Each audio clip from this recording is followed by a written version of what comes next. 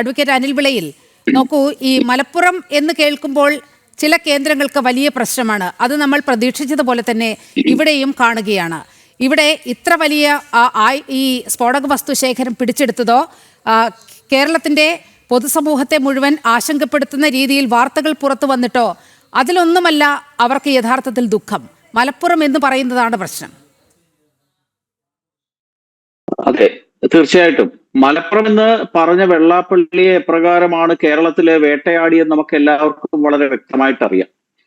National ലീഗിന്റെ പ്രതിനിധിയായിട്ടുള്ള ശ്രീ ജലീൽ പുല്ലൂർ പറഞ്ഞ ഒരു കാര്യം, അദ്ദേഹം പറഞ്ഞത് മലപ്പുറത്തെ ആൾക്കാരുടെ ആതിഥേയ സൽക്കാരത്തിനെ പറ്റിയും മറ്റുമാണ്. അത് വളരെ നല്ല കാര്യമാണ്, അതിനകത്തൊന്നും തെറ്റില്ല. പക്ഷെ അദ്ദേഹം വേറൊരു കാര്യം കൂടെ ഓർക്കണം. ശ്രീ സെൻകുമാർ സാറിന് അറിയാം, മലപ്പുറം ജില്ലയിലെ പോലീസ് മേധാവിയായിരുന്ന അരുൺകുമാർ സിൻഹ ജൂനിയർ എന്ന് പറയുന്ന ഒരു IPS ഉദ്യോഗസ്ഥനുണ്ടായിരുന്നു. അദ്ദേഹം ഇപ്പോൾ എനിക്ക് തോന്നുന്നു കേന്ദ്ര ഡെപ്യൂട്ടേഷനിലാണ്. അദ്ദേഹം അക്കാലത്തെ സംസ്ഥാന സർക്കാരിന് കൊടുത്ത രേഖാമൂലം കൊടുത്ത റിപ്പോർട്ടുണ്ട്.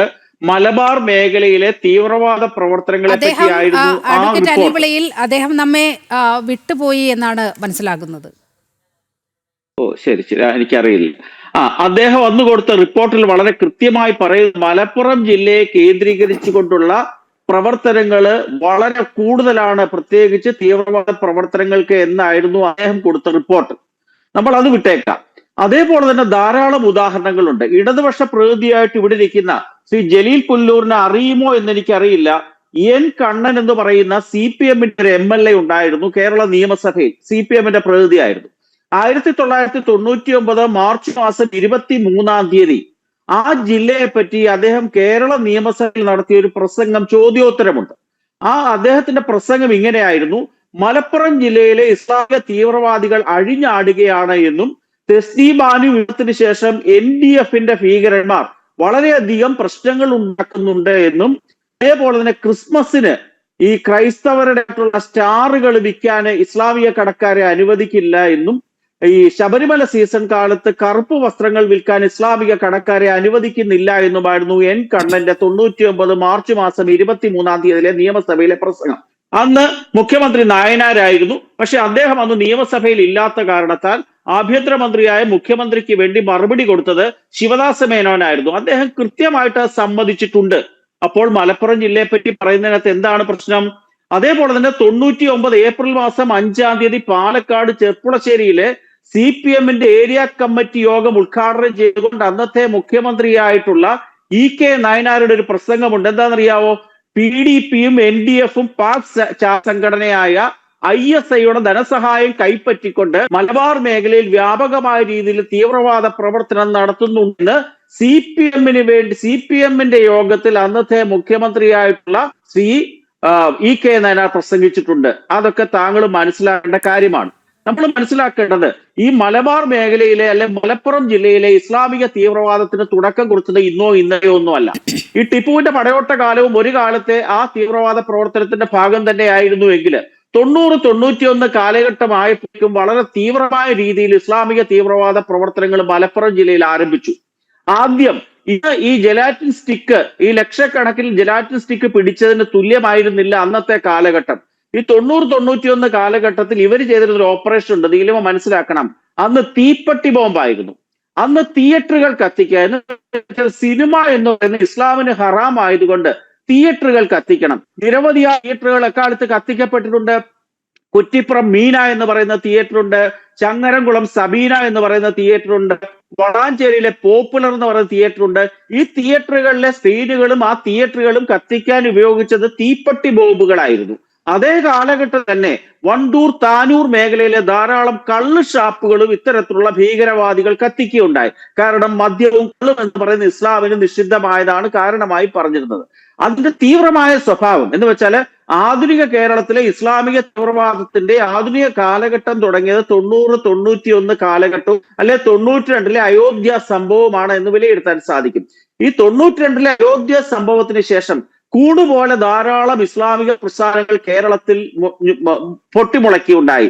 മുസ്ലിം ഐക്യവേദി, മുസ്ലിം പ്രതികരണ വേദി, ജിഹാദ് മൂവ്മെന്റ്, അതുപോലെ തന്നെ NDF, ആദം സേന, ജിഹാദ് കോൺഫറൻസ് തുടങ്ങിയ ധാരാളം പ്രസ്ഥാനങ്ങൾ കേരളത്തിൽ പ്രത്യേകിച്ച് മലപ്പുറം മലബാറുകളിലെ പൊട്ടിമുളയ്ക്കുണ്ടായി. ഇവരുടെയൊക്കെ പ്രധാന ലക്ഷ്യം എന്തായിരുന്നു എന്ന് ചോദിച്ചാൽ തീവ്രവാദ പ്രവർത്തനം തന്നെയായിരുന്നു. എന്ന് പറഞ്ഞാൽ കേരളത്തിനെ തീവ്രവാദ പ്രവർത്തനത്തിൽ കൂടെ ക്രമേണ ഒരു പാകിസ്ഥാൻ, മിനി പാകിസ്ഥാൻ ആക്കി മാറ്റുക. നമുക്കറിയാം 1947 മുഹമ്മദ് അലി ജിന്ന മുമ്പോട്ട് വെച്ച ആശയമായിരുന്നു ഞങ്ങൾക്ക് വേണ്ടി ഒരു രാജ്യം വേണം, അത് പാകിസ്ഥാൻ. അത് ബ്രിട്ടീഷുകാരുടെ കയ്യും കാലും പിടിച്ച് മഹാത്മാഗാന്ധിയുടെ മൗന അനുവാദത്തോടുകൂടി അല്ലെ നെഹ്റുവിന്റെ പിന്തുണയോടുകൂടി അവർക്ക് സ്വന്തം രാഷ്ട്രം അവർ സാധിക്കുകയുണ്ടായി. പക്ഷെ അതിനു മുമ്പ് തന്നെ ഈ കേരളത്തിലെ ഈ മലപ്പുറം മേഖല കേന്ദ്രീകരിച്ചുകൊണ്ട് ഞങ്ങൾക്ക് ഒരു ഇസ്ലാമിക രാഷ്ട്രം വേണം എന്നുള്ള വളരെ വ്യക്തമായ കാഴ്ചപ്പാട് അവർ മുമ്പോട്ട് വെക്കുകയുണ്ടായി. അത് മലബാർ മാനുവൽ ഉൾപ്പെടെയുള്ള അല്ലെങ്കിൽ ഈ മലബാർ റെബല്യൻ എന്ന് പറയുന്ന പുസ്തകത്തിൽ ഉൾപ്പെടെ മാപ്പിളസ്ഥാനെ പറ്റി വളരെ കൃത്യമായി പറയുന്നുണ്ട്. അതിന്റെ മറ്റൊരു പതിപ്പാണ് ഇന്ന് കേരളത്തിൽ നടമാടുന്ന ഇസ്ലാമിക ഭീകരത.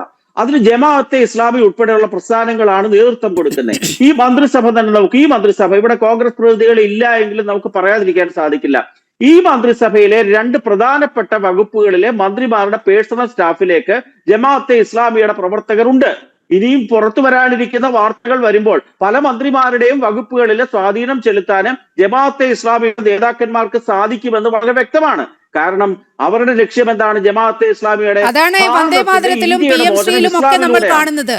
അഡ്വക്കേറ്റ് അനിൽ വിളയിൽ, പൊതുവിദ്യാഭ്യാസ മന്ത്രിയുടെ സ്റ്റാഫിൽ തന്നെ SIA-യുടെ ജില്ലാ പ്രസിഡന്റ്, അങ്ങനെ ഒരു ഭാരവാഹിയാണ് അഷ്റഫ്. ആ അഷ്റഫാണ് അഷ്റഫ് എന്ന് പറയുന്ന സ്റ്റാഫിലുള്ളത്.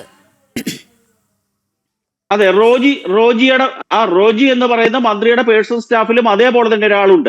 ഇതൊക്കെ തന്നെ വളരെ കൃത്യമായ, എന്ന് വെച്ചാൽ ഇലക്ഷന് മുമ്പ് തന്നെ UDF-ഉം അതേപോലെ തന്നെ ജമാഅത്തെ ഇസ്ലാമി, വെൽഫെയർ പാർട്ടി തുടങ്ങിയ പ്രസ്ഥാനങ്ങളുമായിട്ട് ഉണ്ടാക്കിയ ഒരു ഡീലിന്റെ ഭാഗമായിട്ട് ഞങ്ങളുടെ ആൾക്കാരെ നിയമസഭയിൽ നിങ്ങൾ കൊണ്ടുപോകണ്ട, പക്ഷെ മന്ത്രിമാരാക്കുമ്പോൾ ഞങ്ങളുടെ ആൾക്കാരെ പേഴ്സണൽ സ്റ്റാഫിൽ വേണം എന്നുള്ള കൃത്യമായ ധാരണയുടെ ഭാഗമായിട്ടാണ് ഇവർ കയറിയിരിക്കുന്നത്. എന്താണ്, മുസ്ലിം ലീഗിലും യൂത്ത് ലീഗിലും MSF-ലും ഒന്നും നേതാക്കന്മാരും മിടുക്കന്മാരായിട്ടുള്ള പയ്യന്മാർ ഇല്ലാത്തത് കൊണ്ടാണോ ജമാഅത്തെ ഇസ്ലാമിയുടെ ആൾക്കാരെ ഈ പേഴ്സണൽ സ്റ്റാഫിലേക്ക് പിടിച്ചു വെച്ചിരിക്കുന്നത്?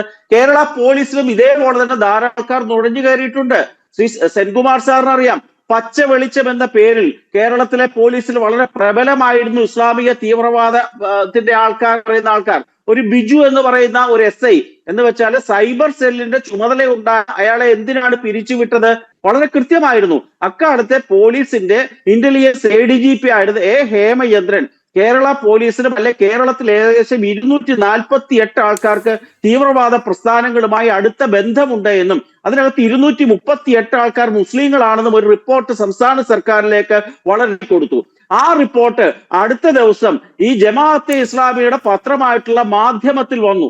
അതിനെപ്പറ്റിയുള്ള അന്വേഷണം നടത്തിയപ്പോഴാണ് ഈ പച്ച വെളിച്ചം പോലെയുള്ള പ്രസ്ഥാനങ്ങളുടെ വാർത്തകൾ പുറത്തേക്ക് വരികയും ആ ബിജു എന്ന് പേരുള്ള ആ ഒരു മുസ്ലിം ആയിട്ടുള്ള ഒരു പോലീസ് ഉദ്യോഗസ്ഥൻ, ബിജു സലീം എന്ന് പറയുന്ന ആ പോലീസ് ഉദ്യോഗസ്ഥനെ 2012 മാസത്തിൽ സസ്പെൻഡ് ചെയ്യുകയും പിന്നീട് സർവീസിൽ നിന്ന് പിരിച്ചുവിടുകയും ചെയ്തത്. അതാണ് ഞാൻ പറഞ്ഞത്, കേരളത്തിലെ ഏറ്റവും താഴെ തൊട്ട് ഈ അധികാരത്തെ ഏറ്റവും ഉയർന്ന ശ്രേണിയിൽ വരെ ധാരാളം ഭീകരവാദികളായിട്ടുള്ള ആൾക്കാർ നുഴഞ്ഞു കയറിയിട്ടുണ്ട് എന്നുള്ളത് യാഥാർത്ഥ്യമാണ്. അതിന്റെ മറ്റൊരു പതിപ്പാണ് ഈ ഉളിയുടെ മറവിൽ നടന്നിട്ടുള്ള ഇത്. നമുക്കറിയാം, ഒരു തീപ്പെട്ടി വിൽക്കാനും ഒരു ഓലപ്പടക്കം വിൽക്കാൻ പോലും വളരെയധികം റെസ്ട്രിക്ഷനും പ്രശ്നങ്ങളുമുള്ള ഒരു സംസ്ഥാനമാണ് കേരളം. അത്തരത്തിലുള്ള ഒരു സംസ്ഥാനത്ത് ഈ ഉള്ളിച്ചാക്കിന്റെ മറവിൽ 1 ലക്ഷം ഡിറ്റണേറ്ററുകൾ വന്നു എന്ന് പറയുമ്പോൾ നിസ്സാരമല്ല. സെൻകുമാർ സാർ പറഞ്ഞു, ഒരു കാര്യത്തിന്റെ ഒരു കൂട്ടിച്ചേർക്കൽ കൂടെ നടത്തണം. ഈ കട്ടിപ്പുഴയിലെ നമുക്കറിയാം പറപ്പൂർ കൂമൻകൊല്ല് പാലത്തിന്റെ അടിയിൽ നിന്ന് ഏകദേശം 106ഓളം ഈ പൈപ്പ് ബോംബുകളാണ് പിടിച്ചത്. ആ പൈപ്പ് ബോംബ് പരിശോധന നടത്തിയ തിരുവനന്തപുരത്തെ ഫോറൻസിക് ലാബ് PC സോമരാജ് എന്ന് പറയുന്ന എക്സ്പേർട്ട് കൊടുത്ത ഒരു ഒപ്പീനിയൻ അനുസരിച്ചുകൊണ്ട് അതിനകത്തെ ഒരു പൈപ്പ് ബോംബ് മതി 100 കണക്കിന് ആൾക്കാരെ കൊല്ലാണെന്നായിരുന്നു PC സോമരാജ്. ഞാൻ രേഖകൾ ഉദ്ധരിച്ചാണ് പറയുന്നത്, ചുമ്മാത് പറയുകയല്ല, കൃത്യമായ ഫാക്ട്സ് ആൻഡ് ഫിഗേഴ്സ് വെച്ചാണ് പറയുന്നത്. PC സോമരാജ് എന്ന് പറയുന്ന ആള് പറഞ്ഞിരിക്കുന്നത് അറിയോ? നൈട്രോ ഗ്ലിസറിൻ ചേർത്ത സ്ഫോടക വസ്തുക്കളായിരുന്നു ഇത്. നൈട്രോ ഗ്ലിസറിന്റെ പ്രത്യേകത എന്താ? ഈ വെള്ളത്തിൽ ഇട്ടാൽ പോലും അതിന്റെ സ്ഫോടന ശേഷി നശിക്കത്തില്ല. അതുകൊണ്ടാണ് ഈ പൈപ്പ് ബോംബ് ഇതിന്റെ അടിയിലിട്ടത്. അതിന്റെ മറ്റൊരു പ്രത്യേകതയുണ്ട്. മിനി പമ്പ എന്ന് വിളിക്കുന്ന ശബരിമലയുടെ പ്രധാനപ്പെട്ട ഒരു ഇടത്താവളമായിരുന്നു ഈ പറപ്പൂർ കൂമൻകൊല്ല് പാലത്തിന്റെ താഴെയുള്ള പ്രദേശം.